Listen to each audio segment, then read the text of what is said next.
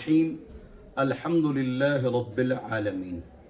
د قرآن د پښتو درس مون شروع کړی دی او چې کلم درس نمبر وار شروع شي نو بیا لومبی درس د هغې دپاره اورېدل دا لازمي دی، ځکه چې یو هغه کس دی چې ترجمه زده کړي مطلب او خپله پې عمل وکړي، داسې کس دپاره دا ترجمه کول د علما کرامو دروس اورېدل دا ضروري دی او ټیک دی.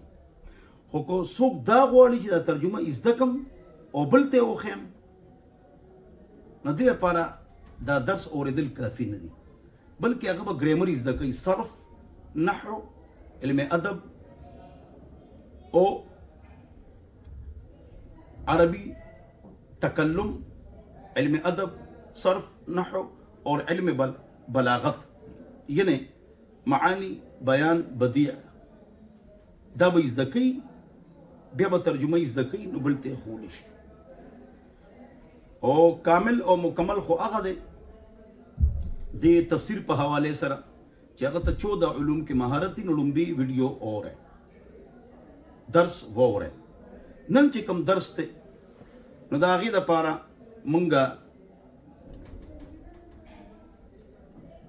اعوذ بالله بسم الله په دې تفصیلي خبرې کړي دي، تاسو رستنی درس کې اورئ.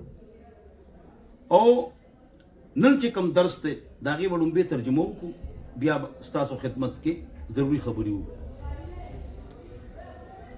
الحمدلله رب العالمین، ټول تعریفونه د هغې الله دپاره دي چې ټولو جهانونو پالونکی دی. الرحمن ډبل مهربانۍ والا ذات دی، الرحیم سنگل مهربانۍ والا ذات دی. ډبل په دنیا کې کافر لم ورکوي، مسلمان لم ورکوي، او سنگل مطلب دا چې آخرت کې به الله رحمانیت صفت نه ظاهروي، رحیمیت په ظاهروي،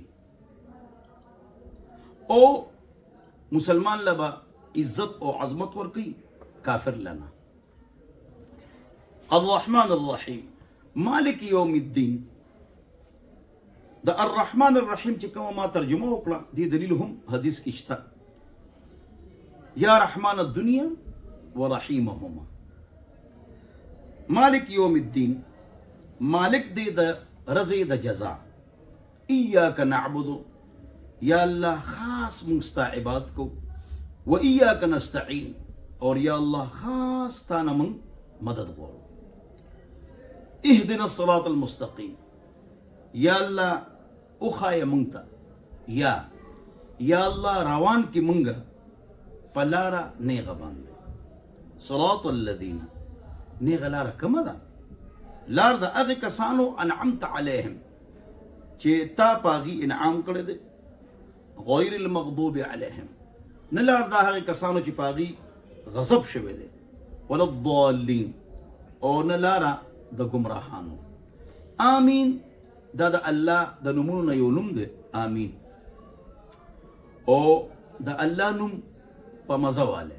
ادعو ربکم تضرعا وخفیا، او یا دا اسم فعل، آمین استجب، یا الله زنګ دا دعا قبول کړې، چې دا دعا وکړه چې یا الله موږ له هدایت راکې نو دا دعا قبول کی، آمین، یا اللہ دا دعا قبول کی، اسم فعل. او دا سورہ فاتحه ترجمه شو، اعوذ باللہ بسم اللہ ترجمه مونږ بیان کړی دا. نن چې کوم درس ته دی کې قرآنی معلومات دا د دې ټاپک ته موضوع ده. مطلب د دې خبره دا دی چې لومبی کوم درس هغه داو چې د قرآن د تفسیر کون کی د پاره 14 علوم ضروری دي. نن ترجمه خو شوه، تشریح به کوو، خو نن دا خبره به کوو چې د تفسیر په حوالې سره مبادیات، ضروریات، دا خبرې به نن بیانو. زما محترمو، الله دې موږ ته سمج نصیب وګرځوي. زما محترمو، تفسیر اوت دی دا فسرنه د ماده ده، لکه اپلیکیشن د اپلاین، او دا ملګری ټول خاموش کا ورشه. اپلیکیشن د اپلای نه اوته ده نو دا شان تفسیر ماده د فساره او دې کې قلب شوی دی سفاره دا علمي خبره ده.